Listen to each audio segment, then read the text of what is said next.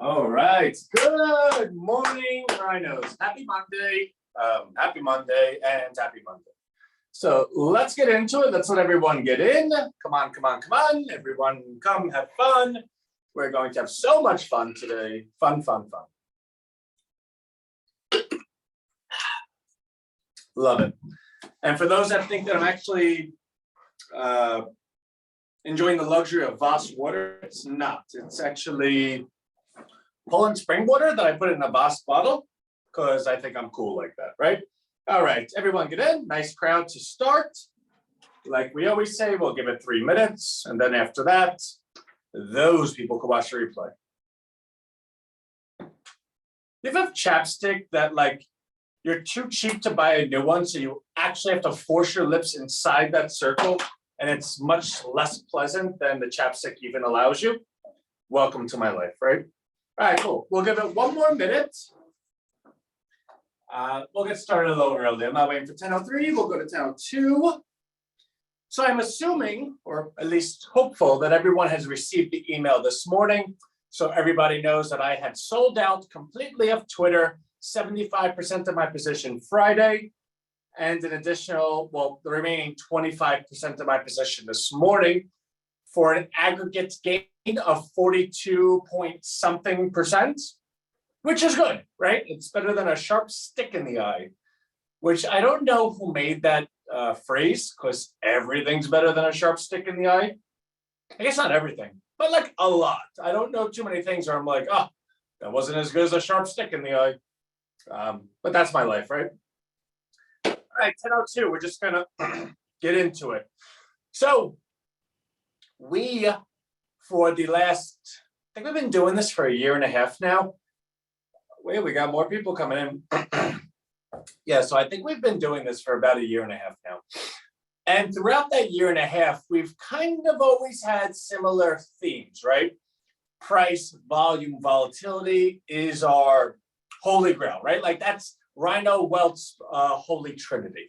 If those 3 things are working in the correct direction, then you have a pretty good probability of being successful. And for the last 1.5 years, I think I've at least demonstrated that.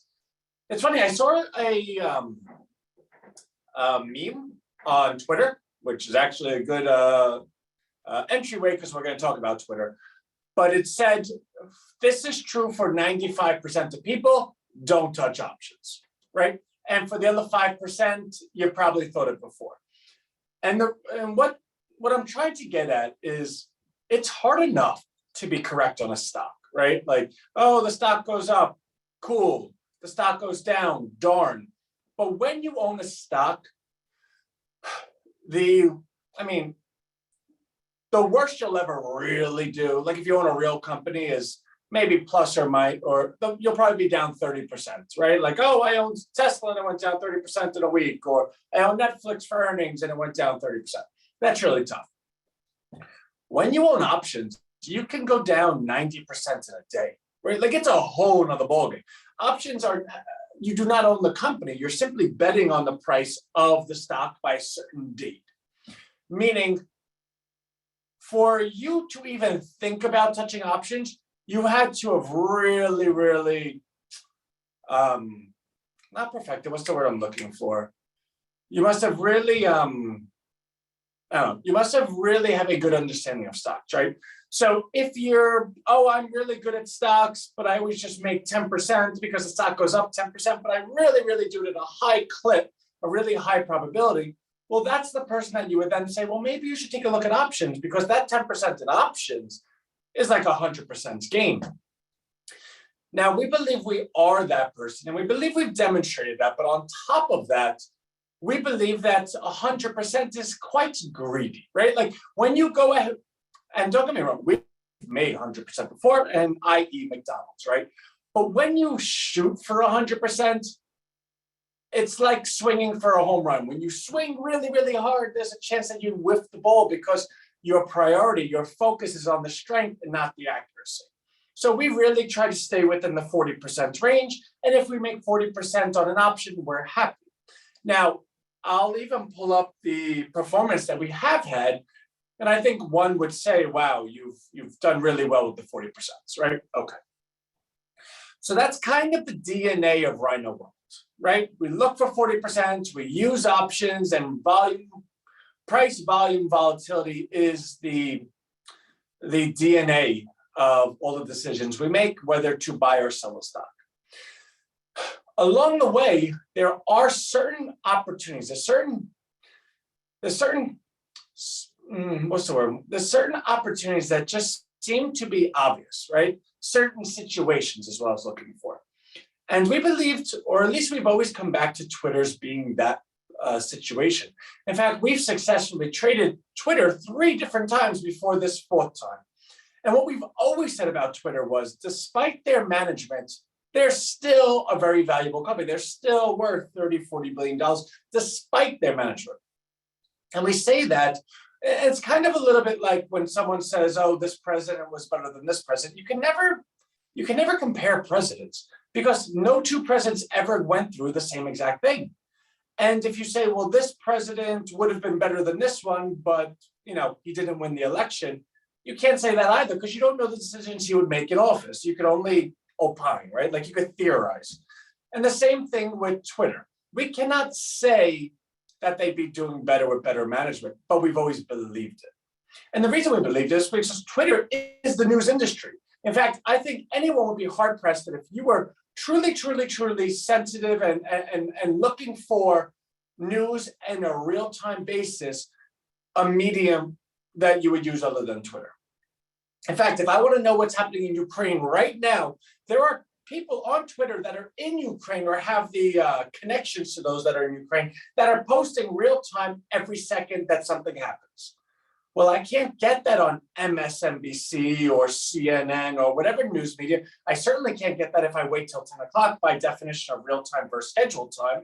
And when I go ahead and wait for those media outlets, the big media outlets, I have to go ahead and accept their filter, right?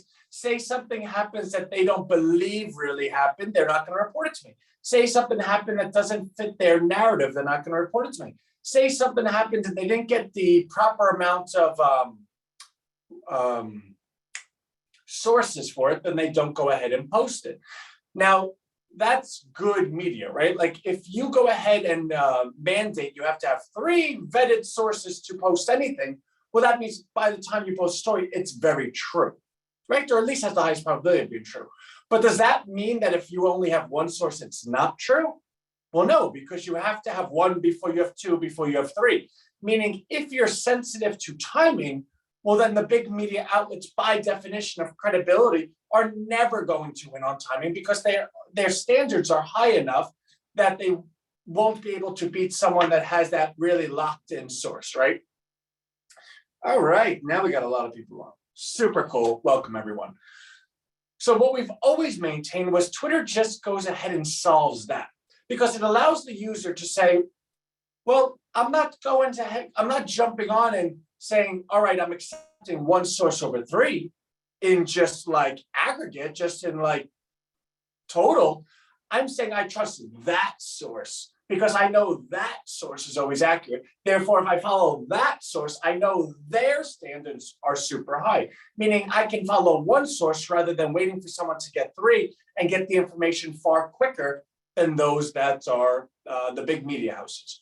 More so than that, because we operate in a world that is real time, where the degrees of separation are like 2 or 3. In fact, I can tell you that I probably have a friend on Facebook that probably has a friend that's in Australia.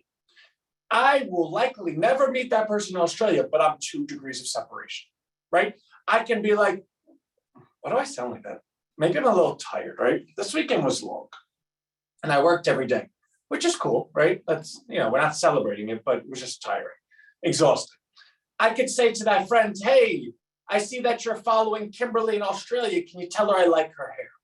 And you could say, well, it's weird, but sure. Meaning there's a person in Australia that will know that Anthony in the United States said they like their hair. Point being, when things are so close in proximity in terms of degrees of separation, and somebody goes ahead and acts on news that is in real time, well, it does stand to reason that you can have a butterfly effect, like you have a ripple effect based on information that is not accurate, because the premise of it was to be quick, right? All right, I followed that person on Twitter. They said this, I'm going to disseminate it to my masses. Those masses disseminate it to those masses. Those masses disseminate it to those masses.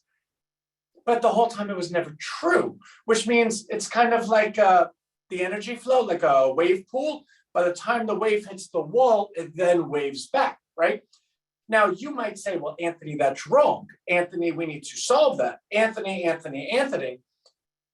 But you could theorize and you could opine on the things that you wish. But the truth is, you could only play the hand that is dealt to you, right? You could only go ahead and accept life in reality. When something happens over here and something, there is a very good chance that false information will get through. So do you go ahead and act as an ostrich and stick your head in the ground and say, hey, listen, I don't want to know any false information, even at the sacrifice that it does affect my life in real time, but I don't care. I'm going to let it affect my life because morally, I step my foot down. I stand on this line. I will not even listen to false information. I mean, you can. I don't think that's wise. So even with all the different interpretations and viewpoints and considerations, we've always said, well, Twitter is the ground zero of everything we just said. There is no more valuable asset than Twitter. So what is the size of the news industry, right? Like we know Comcast is worth X amount, Fox is worth X amount, CNN's worth X amount, blah, blah, blah, blah, blah. When you add them all up, you're probably in the trillions. I don't know that for a fact. I didn't add them up, but I think you're in the trillions. So if we can agree, Twitter is the ground zero of even how those people get information. The people that get the news, what do you think? People on Fox don't follow everyone on Twitter because they're waiting for someone to say something. Then they go to their sources, corroborate it, then they push it out. Everything starts right here. So how is it possible that this is worth 30 billion while everyone that feeds off it is worth $1 trillion together? And we've always said, like, somebody that's really smart one day is going to buy Twitter. We always believed it would be Warren Buffett because, you know, he likes a diversification. He always has a lot of cash on hand. He doesn't have any social media access, blah, blah, blah. It just seemed to make sense. And in fact, I don't know it to be true, but I bet you Warren Buffett had a price in mind that he said, if Twitter gets to this, I gotta just take it. Because not only do you own that asset, but you own all the user data that goes with it. Twitter has over 300 million user data. These are people, you have their email, you have everything that they ever liked, you know who they are at a 300 million clip, right? That's a lot. That's just worth a lot. In fact, we even did the back of the envelope math live on RHINO Wealth, that if you took the price of Twitter, backed out the cash, because you back out the cash because if a company has 8 billion and you pay the company $8 billion for $8 billion, it's zero, like you're just shifting money. So when you backed out the cash and divided it against the users, it was about like $100 per user. And, oh, wow. So I'm seeing I have calls being executed, which means our stock is going further down, which is obnoxious, but whatever. Anyway, but I was there to buy it. And that's what limit orders do. But anyway, so we always said somebody really smart was going to step in and purchase Twitter. Now, I guess we should have thought that the smartest person in the entire world would be the correct qualification for that person. And over the years, we have purchased Twitter and been profitable every single time. This time we said, you know what? The second Elon Musk started tweeting about it, the second Elon Musk bought that 9% stake, he was going to buy it. And everyone said, well, that's impossible. In fact, where's my buddy on this? Oh, Denvo, you're there. Okay. And that's not a shot at Denvo, but it's a market's a market. He had an opinion, I had an opinion. The market proves who's right and who's wrong, right? Like we don't have referees. We're not like, oh, I know that person. No, it's the market tells you. The point of the story was, it was always our belief that it was bigger than just Twitter for Elon Musk. It was branding. Because if you take a look at the price to earnings multiple of Tesla, it's, I think, like 100 or something. It's the highest price to earnings multiple of any S&P company, and by a lot, by like 7 standard deviations. Meaning people like him. They just like him. They look at him as the next Steve Jobs, look at him as the next, well, not Mark Zuckerberg, but the next Steve Jobs, the next Warren Buffett, the next truly, truly, really, really great person. And they say, I just believe in him. Like, for instance, if Elon Musk died and the next CEO took over Tesla, Tesla would go down 70% overnight. And I can't prove that, right? But I know it. It's like something my wife and I heard on the radio. It's like they made this really funny sound and they're like, I don't know what he said, but I'm pretty sure I understood it, right? It's one of those things. So I see people chatting and I'm going to get to it. Okay, so we'll get to that in a second. So it came down to a branding thing, and it became a very asymmetrical trade. And what we mean by that was it's a zero-sum trade. Either it was going to work or it wasn't going to work. There was no middle ground. Either the stock was going to go up or it was going to crash. Because if Elon Musk failed, the stock would go back to where it was presumably before he got in. Plus, take account of the market down 1,000 Friday, down, down, down. You could actually say that if Elon Musk pulled his bid, not only would it go back to the 33 to 35, but it would probably crash to 30 and probably be 27, 28. So, okay, well, that would be smart for Elon Musk. Walk away and punish them and just crush it.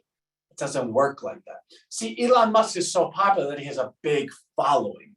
And when his following saw that he went ahead and bought stock in Twitter and said he was going to buy the company, whether he likes it or not, they all bought call options on Twitter. So if you're Elon Musk, yeah, I didn't tell them to buy call options, but your whole value is based on people liking you. So how can you go ahead and make people dislike you very quickly? Well, make them all lose money. If you went ahead and pulled your bid, yeah, sure, you would show Twitter, but you could see the option volume in Twitter options. They were the highest they've ever been. He would have went ahead and slaughtered probably 100,000 to 200,000 stock accounts that all bought just because Elon Musk was their god. Now, if he were to do that and their accounts went to zero, because as you know, it's options, you either make a lot or it goes to zero. What would they be saying on the job boards? What would they be saying on the stock boards? What would they be saying? You know what? I believed in him. I trust him. Never again. You know what? He let Twitter beat him. Yeah, whatever. I'm not buying Tesla. It's too expensive. I'll wait for it to come down. And then that generation permeates because Elon Musk is young. Was he 40, 50 years old? He's going to be around for another 20, 30 years doing this type of stuff, right? Maybe he retires at 80 or 90. So the people at 15, 16, and 20 are going to be 50 at that point. Meaning, does he want to piss them off right now when he knows that their full lifetime earnings are ahead of them? They love him, and they'll likely continue investing with him. By definition, they invested with them here. They're only going to continue if they made money. So Elon Musk stood there and had to make a decision. Do I want to allow all these people to lose all their money and hate me going into their formidable years? Or do I want to make them money here and reinforce you should follow me, and they will continue following me all through history, all through the future? And this is my analysis, right? But it made sense to me. And I did not buy Twitter because Elon Musk is my god. I bought Twitter because I just told you why I bought Twitter. But when he stepped into it, I knew, or at least I believed, it was going to get bought out and it was going to be done successfully. So it's quite funny how he did it. We're not going to spend the time on how he did it, but it was really, really masterful. And in fact, if you've been listening to these lives, you could probably piece it together what the political angle was, what the tax angle was, what the followership angle was, blah, blah, blah, blah. Right? Cool. All that being said, we can tell a good story about anything. It is 3 or 4 letters, which is a ticker symbol. It is a price that it's trading, and then there's a price the earnings are. So we sold Twitter. It's out. Like you might say, Anthony, you just told this really great story. He put in a bid for $54.20. Why'd you sell it? Well, because I manage my own risk. I'm up 42%. Am I going to risk that 42% to be up 60 or 70% when in reality, it could go down to 0% because something could happen? I would never do that. I'll take the 42%. I'm not emotionally tied to any one position. In fact, every position is just 3 letters to me. I don't care what they do. In fact, Twitter could go to zero right now. And the only reason I would care is if somebody in RHINO Wealth owns Twitter and they're like, God, please don't do that, right? And then, I don't want it to go to zero because I love you. But short of that, you could go to zero. It could go bankrupt tomorrow. I would never even care, except I'm a user of Twitter and I like using it, right? So that being said, that goes ahead and buttons up our last position that we've done. Let's talk about what we're getting into. So what we're getting into, we sold 75% of our Twitter Friday. Again, risk management. If over the weekend something happened, the deal didn't go through, our whole position would have went to zero. So if I could make, which I did, 37% on that 75% we sold, say the 25% went to zero, I'm kind of break even, which would really not be cool, but it's better than my whole position going zero, right? So we've rolled that 75% into ICE, Intercontinental Exchange. They are the largest clearinghouse of all stock and commodity transactions, with their primary business being of commodities, right? So when people trade oil, they're trading contracts. Those contracts have a middleman. That middleman clears it, guarantees it, and settles it. That middleman's called ICE, Intercontinental Exchange. Now, I don't know why it's been going down. I have zero clue, like zero clue. Maybe because commodity prices are going down, because the Fed is raising rates, and if prices come down, less people will speculate, therefore their future earnings go down. I have no idea. I mean, that kind of seems like it makes sense to me, but to what extent? Are they coming down because the market's coming down and everyone's scared and everyone's selling? That kind of sounds like it makes sense to me too. I have no idea. Long story short, yes. So long story short, we then sold our other 25% of Twitter this morning. So our aggregate gain was 42%.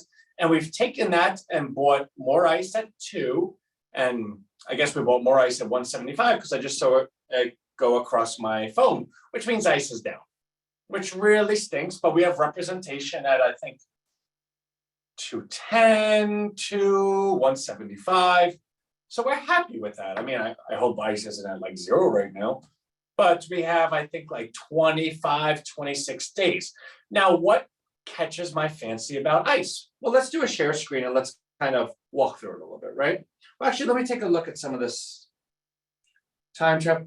What does Michael Barr bring to the table at the Fed? Deborah, I don't know.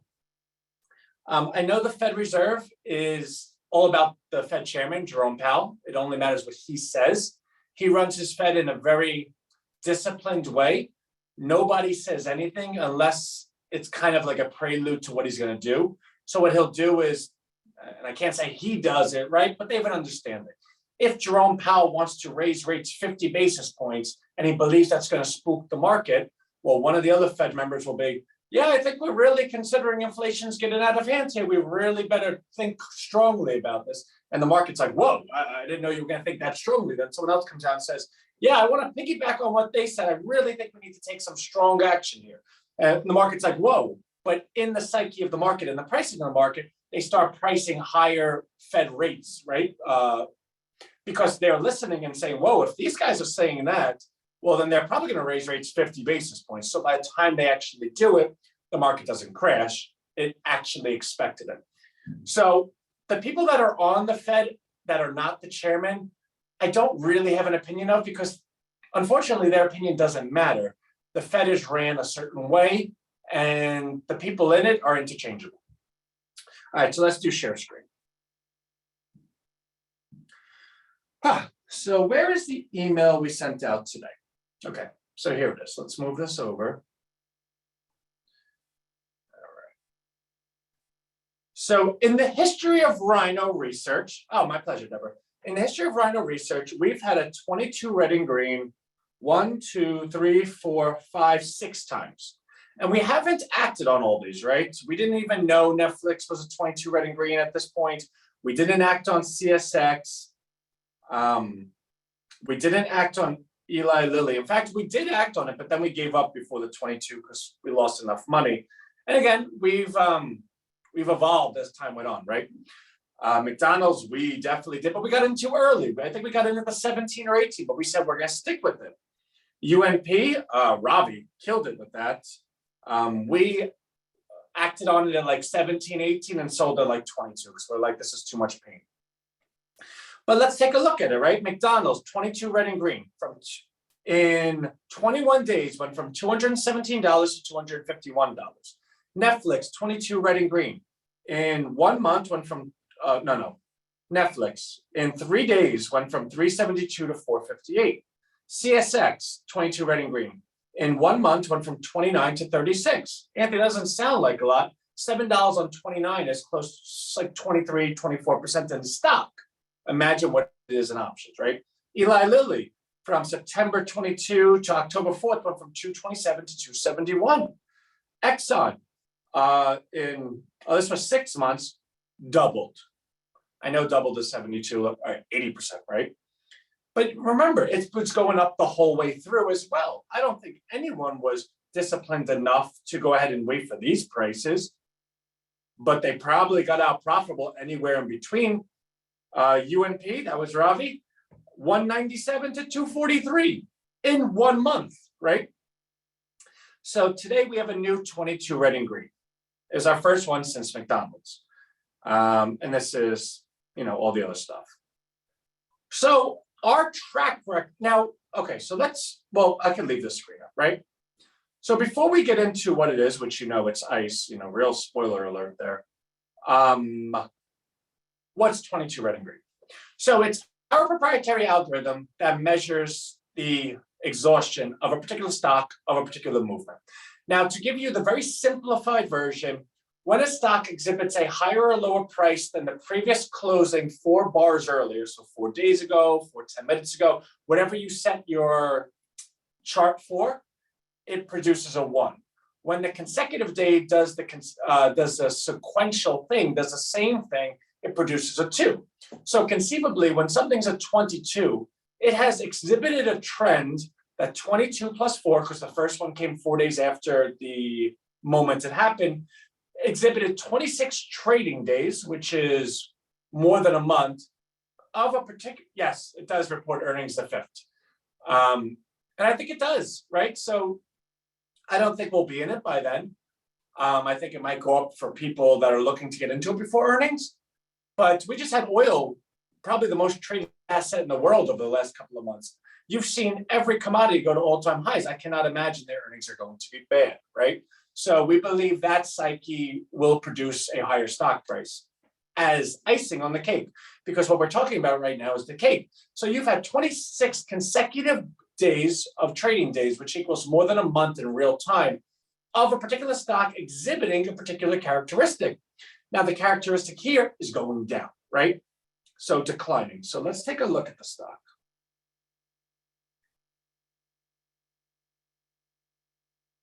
Let's move. Come on, man. All right. So ICE. ICE. And also, I just want to keep saying ice, ice, baby. I want to sing. You know what?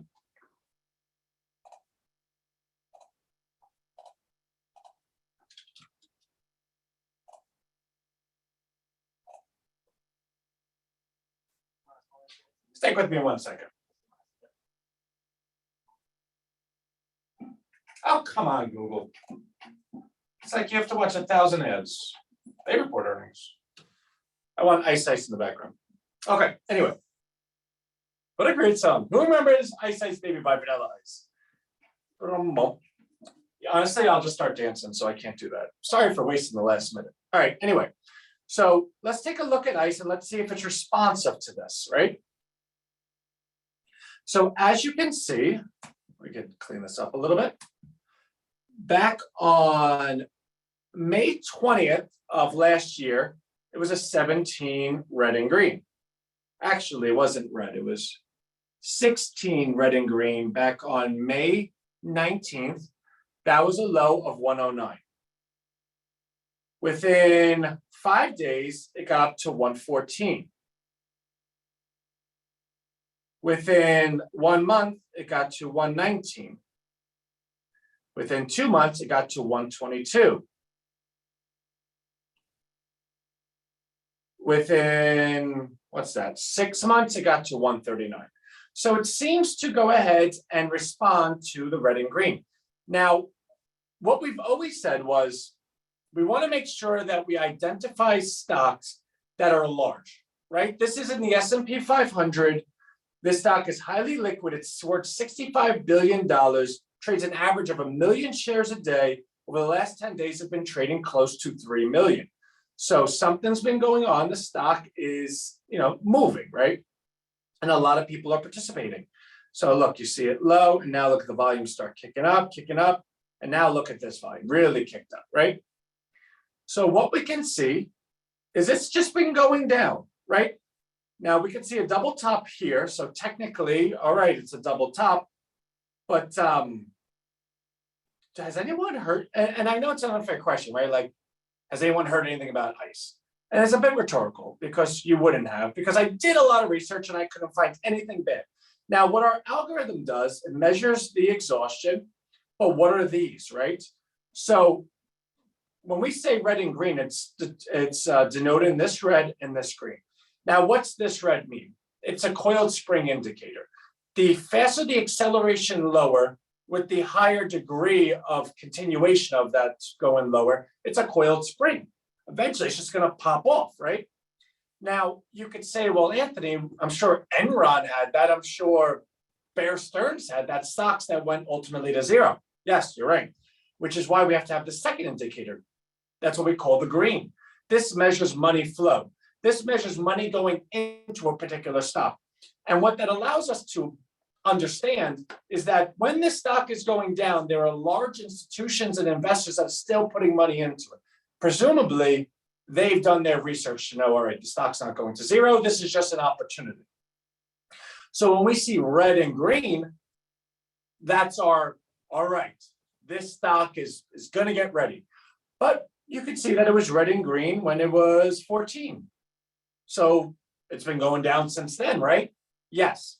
Which is why we've done the research of our algorithm to know that 20 red and green is our golden moment. 20 red and green is when we believe that if you get in at 20 red and green, you're going to be fine. But Anthony, 20 red and green, look, it's gone down. Yeah. That doesn't mean we have to get in at 20 red and green. 20 red and green is where we say, we are really, really interested. We might buy it today. What did we do? We took 75% of our portfolio and bought it at 21. We took 25% of our portfolio and bought it at 22. Now, can it go to 23? Can it go to 24? UNP went to 26, sure. So let's actually take a look at those examples. First, let's take a look at McDonald's because this was 22, red and green, boom. Who remembers the agony of this? It was agonizing. I wanted to throw my computer out a window every day. But I would say it's still, if I bought it at 18 red and green, what were the reasons I bought it? Are those reasons stronger or have they deteriorated at 22 red and green? And the reality is, if I bought it at 18, I have to love it at 22. And those that remember me buying it all the way over here. Those that remember saw me get out at 100% here. Those that remember saw me want to throw my computer out a window that I didn't hold it for like the 700% gain here, right? Or what about Eli Lilly? No, that's not Eli Lilly. Who remembers last year? It's going down, it's going down, it's going down. Oh my God, 20, 21, 22. It wasn't red and green here, but it wasn't 22. So actually we could probably get rid of this. But we do remember because we bought it. Boom. What were the other ones? So let's take a look at UNP, because that was the one that went the furthest, all the way to 26. But let's take a look at 22. What was the low here? 203. 26. What was the high here? 200. 23. What was the high here? 204. The low here is 197. So depending on where you bought it at the 22, you were down anywhere from $3 to $7 by the time it got to 26, which was really painful. $3 to $7. Oh my God. It was like, I lost my puppy. Okay, what happened afterwards? How about this? 26. All right, what was the low here? 197. What was this? 4 days later, it was 206. You made what, $9? Okay, so no more crying. Oh my God, it went back to 195. In which case we celebrated Robbie, because Robbie, that guy of large exterior marbles, that ruined it, but you get it, we still held it. And this gentleman of a man rode it all the ways up. What did it get to here? 244, right? What's this date? October 26th? What's this date? September 22nd? So in 1 month, the stock went from 195 to 244. That's 50 points. What do you think those options did? They went buku. They went cuckoo for Cocoa Puffs. Now, I want to say that prior performance does not guarantee future results. ICE could go to zero. None of this tells us that ICE is going to go up. It just frames it that it allows us to understand and believe that the probability is it's going to go up. Because when we went ahead and synthesized every stock we've ever recognized in the entire 2 years that we've been doing this program, these are the only ones that ever got to 22 red and green that were large cap S&P 500 companies. And every single one of them, those options went up 100, 200, 300, 400%. So what am I going to do, right? I can only do what I could do. And we call that doing the do. Do. It's not called any of that, but I just wanted to say that because I've never said do on this platform before. Okay, so we are totally on ice and we are happy and we tell ourselves we're happy, even though we're not happy at the moment because we're losing money. But we have till May 20th, I think, right? Like somewhere over there. I don't want to pull up my account and show everyone because we did that for our boot camp. We don't need to see my account every day. All right, but let's take a look at our performance. Where can we find it? Okay. And by the way, everyone has access to this. This is our Google Sheets, so I could even put it in the chat. So if you want to follow along, or if you just want to say, I want to audit Anthony, that's fine too. I'm totally auditable because my wife always says, Anthony, and she always prefaces it, like she knows she's going to say it, and then she like stops herself. And it's really good that you do this, but you're like way too transparent. You show everyone everything. I said, yeah, I know. And she's like, I'm not saying it's bad. I've just never seen it done before. I go, well, welcome to RHINO. And at that point, she's like, everything I'm going to say further, I see where this is going. But okay. So we started keeping track. Well, we made this ledger or blotter or whatever in October. And we did this for everyone's benefit, that you were able to see every stock and everything that we did. Because a lot of people, they always trusted it, right? Like we always posted right in RHINO Wealth, the Facebook group. But what about those that weren't in RHINO Wealth? What about those that didn't have a Facebook? And they said, I kind of want to see what you're doing. Or I want to just pull it up on a random day and see how you're doing, and maybe I'll jump in or whatever. So that's why we made this. Now, if you take a look at the performance, what you'll notice is all of these time periods are under 2 weeks. I just want to say that because I don't want to spend time going through each date or reciting them. Green is good, right? Green is profit, red is loss. 50%, 36%, 30%, 40%, 42%, 58%, boo, 41%, 40%, 40%, boo, 78%. Who remembers FCFS? That was a nightmare. But we got out, right? Yeah, down 78%. Now, mind you, you might say, well, Ann, if you're down 70% in a whole portfolio, with the exception of ICE, we don't ever go 100% in anything, right? So we always have money left aside. Like we manage our positions really, really well. If you put all of it in a position that goes 78% down, A, that's really bad. But B, why did this happen? And how do we make sure that never happens again, right? 40%, 17% down, 36%, 26%, 5%, 41%, 39% down, 63%. Oh, those Apple calls were a nightmare. But we got out of them and went into different ones. So down 63%, up 48%, up 9, up 39, up 40, up 64, up 40. Yikes. Did we lose on these Twitters? Oh, yeah, we did lose on Twitter. Well, we got it back. But yeah, now this is a bit misleading because they're the same time periods. We just bought two different options. So yeah, they were two different positions. So we always want to be honest with everyone, but realistically, they're one position. I do have it on my radar, Robbie. Let me just get to it. So Twitter down. PayPal, 53%. PayPal, 150%. Who remembers that one? Wells Fargo, 15%. McDonald's, oh, we got beat up a little bit over here, but then we said, you know what? We're going to sell these and put it all into this and all into this, right? So down 46%, but up 114%, up 122%, up 50%, down 62%. That Eli short really stunk, which, by the way, it was actually ended up in the money. Eli Lilly, we started shorting it. And again, here's something else we learned. So remember we were doing the 20 and the crossovers for the shorting. Well, now we've tinkered that algorithm and we got rid of the crossover and we're just looking for 30. We've identified that 31 seems to be the number. So we now only have short opportunities coming to us that exhibits 31 on the top side. So as you see, we're doing 21 on the bottom side, 31 on the top. So we're taking that extra level of caution. Twitter, 105%. We love Twitter. Wells Fargo, up 1%. We just want to get out of that.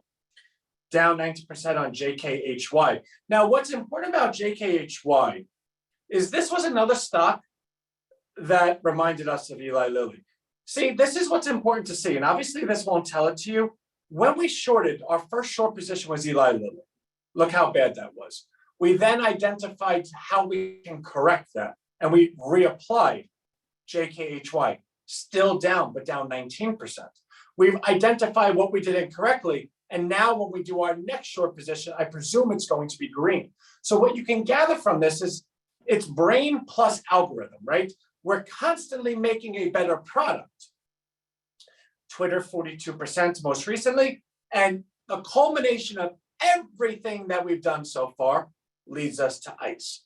So if you're saying to yourself, well, Anthony sounds smart, or Anthony sounds like he's made a lot of mistakes, but he has an overall good record. So like when I scroll, what do you see more, green or red? Right? So it's obvious.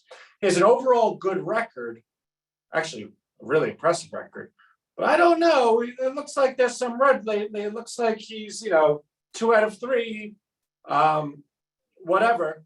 Well, one would say, okay, presumably this is going to be his, to the best of his ability, this is going to reflect that. Now, mind you, this is low. I'm going to correct it because we just bought more at 175. So all of those things together gives me the utmost confidence in ICE. Now, mind you, it just went down even more. So where's the market? Like, let's take a look at what's going on here. It's down 300, right? That's not good. So this is the opportunity as it sets up. Let me move this because I want to see what my price is of ICE all in.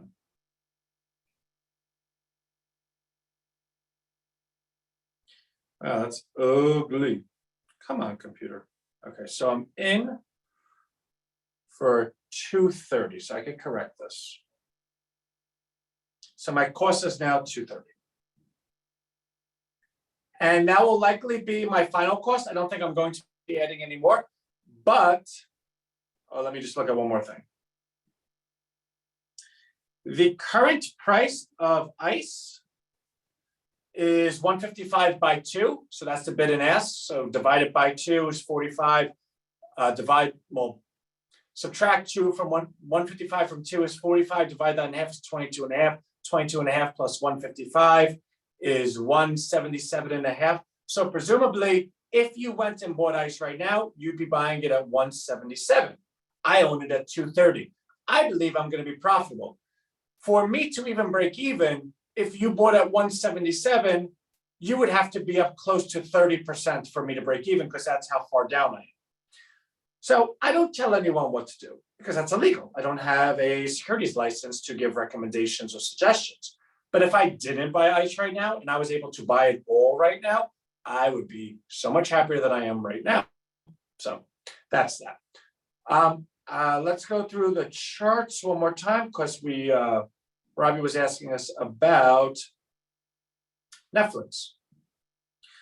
So Netflix is on our radar. It's sitting over here. What you can see is we have 3 consecutive trend change bars. Now, a trend change bar is when the volume is 2.7 times the trailing exponential moving average of the previous 21 days, meaning it presumes that a lot of, well, it identifies a lot of volume, right? And the volume, that larger a volume, presumes that all the people that want to sell sold and all the people that want to buy bought. Meaning, if you bought this stock at 211, 209, 209, and it's sitting at 207, are you really scared? Like if you own a stock, you bought it at 209 after it's down 100 points or 150 points, and it goes down 2, are you saying, oh my God, I can't handle this, I gotta sell? No, you're not. You're down 2. You're like, all right, I'm down 2, big whoop. The point being, these 3 things represent an opportunity, or at least a commentary, that all the people that sold have sold. So I would say it is,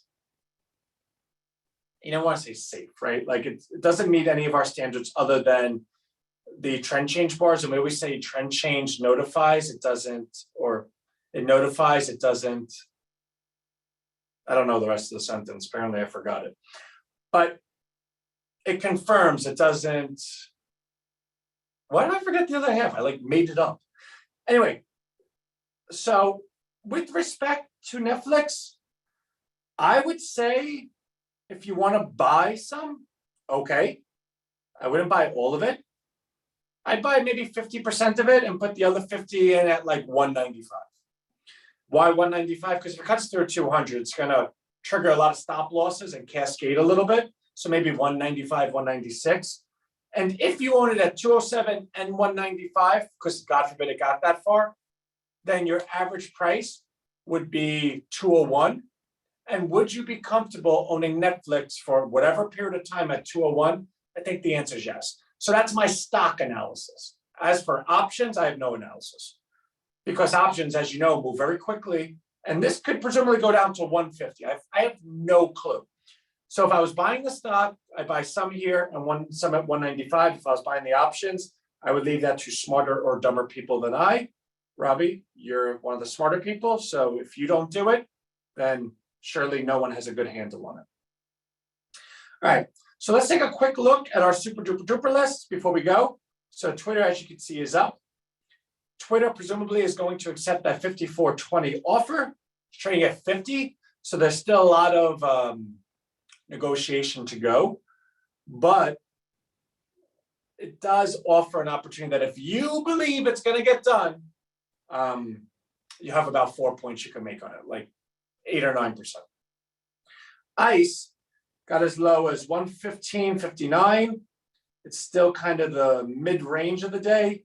It is fighting, right? Like, it is fighting. And that's all you could hope for. It's a 22.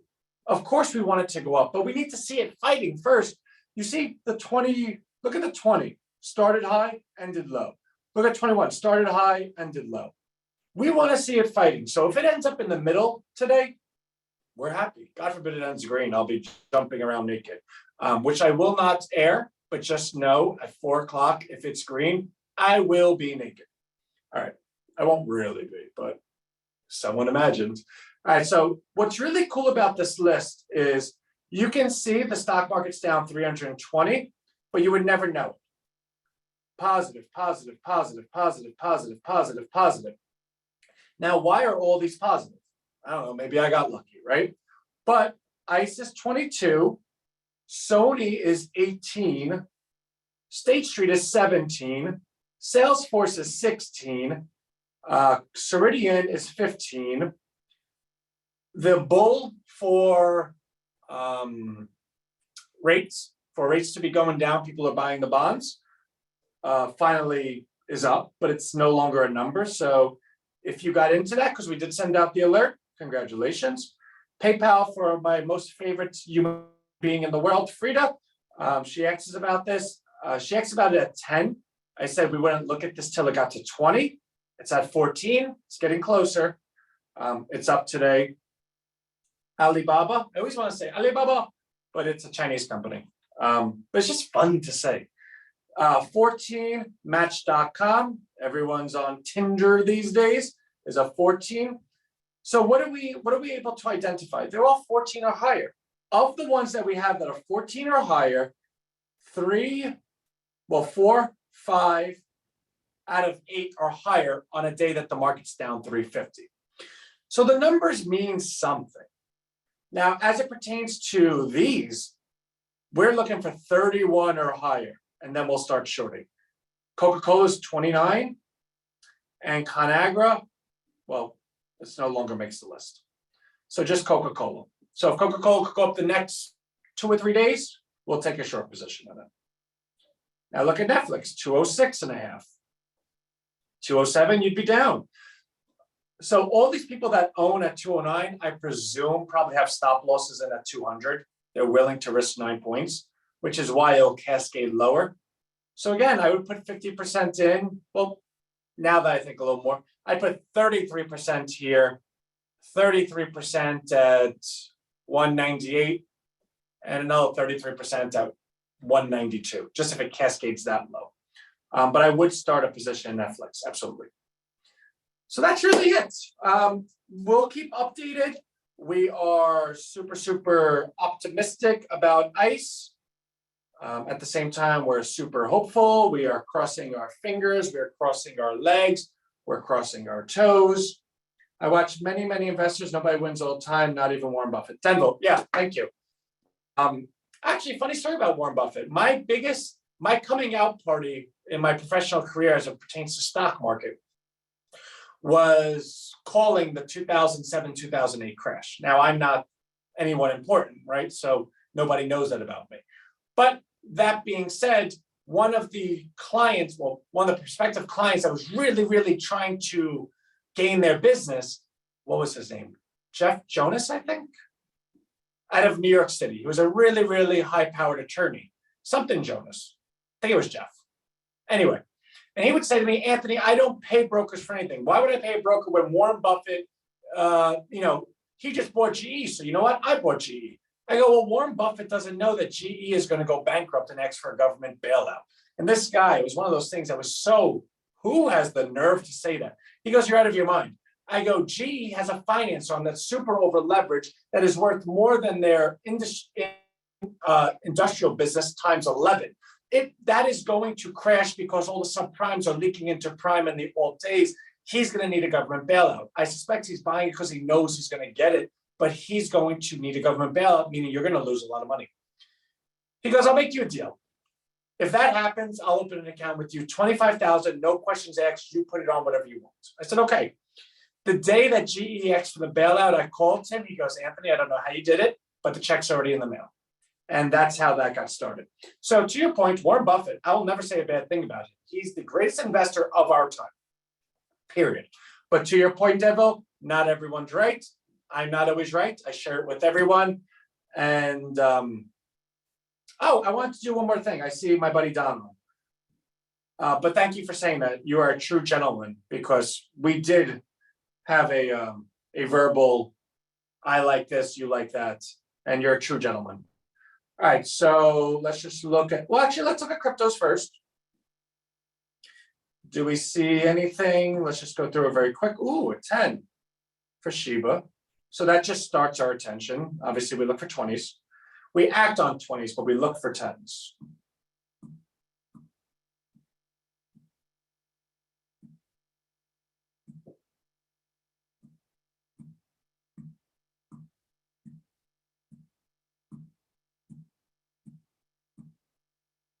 I see someone commented, but I can't see it in front of me, and I'm doing this first. But I will get to it, I promise. Well, Shiba is the only 10s we see. Unless you go to Tennessee, then you could say to everyone, of course you live in Tennessee. You're the only 10 I see. Oh, so this is a Bitcoin mining company. I put it here. So that's now made our super duper list because it's 12. So let's actually put that in the proper order.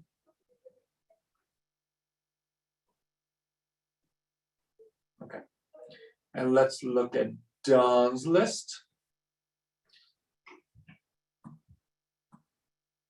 So Don is a real expert when it comes to commodity trading, and he has a really great system for it. So I tried to share some of my research with him. Don, we like the Swiss franc, 14 red and green. Definitely want to keep an eye on that. We'll put it in our super duper list.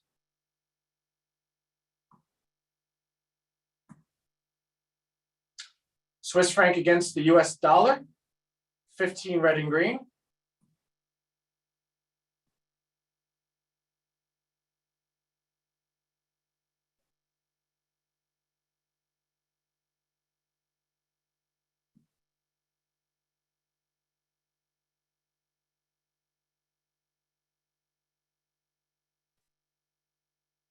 Ooh, copper fell off a cliff today.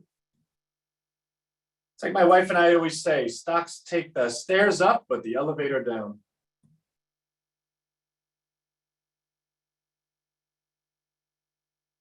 All right, so that's that. So Don, as per what we just looked at, I know that you do things long-term because you do it in a quarterly way. Swiss franc against the US dollar at a 15 red and green. Because you're doing it over a term, I would say you could start stepping into that. I don't know what your intervals are, but if you had $100, I would say 20, 20, 20, 20, 20 would get you to 20 red and green. And I think over any time period, you're going to be very successful with that. Thank you. I still love you. Just don't disagree with you. That's what makes us adults. No, that's awesome. That's America. That should be people in general. Just because people disagree doesn't mean that you don't like them. In fact, I only have people around me that disagree with me. In fact, anyone in RHINO knows I ask you, what is your advice? Tell me, tell me, tell me. Because if I sit in a room with only people that like me, it's a real problem. I need everyone to tell me that I'm wrong, teach me how I'm wrong, and let's all collectively come up with an opinion. In fact, Denville, because of our conversation, I went ahead and took a further look into Twitter. You made me better, right? So that's how that works. All right, totally love all of you. Look at that, 10:57. I got off 3 minutes early. I have a team meeting with RHINO today, 12 to 2. A lot of stuff is happening. Please be on our Wednesday broadcast. And I host every Wednesday live. And I'm going to share a lot of our newest updates with you. Again, it's all based on we're going to press the button Saturday, June 25th. When we do, the world will never be the same. And I'm not saying that in terms of hyperbole. I truly believe the second we press it, the entire nation knows who RHINO is and RHINO Street, and everyone's a part of it. It's a really good thing. So love you all. You'll see my email. Please be a part of Wednesday. If not, I'll smell you next week. Bye.